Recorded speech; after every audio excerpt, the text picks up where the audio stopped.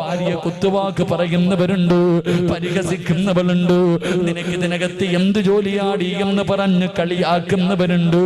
ചെറുപ്പക്കാരാ, കണ്ണുള്ളപ്പോൾ അതിന്റെ വേദന നിനക്കറിയില്ലോ.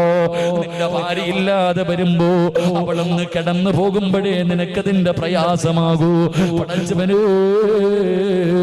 നിന്നെ കൊണ്ട് കഴിയുമോ രാവിലെ എഴുന്നേറ്റ് ഉറങ്ങുന്ന മക്കളെ വിളിച്ചുണർത്തി മദ്രസയിലേക്ക് പറഞ്ഞു വിടാൻ?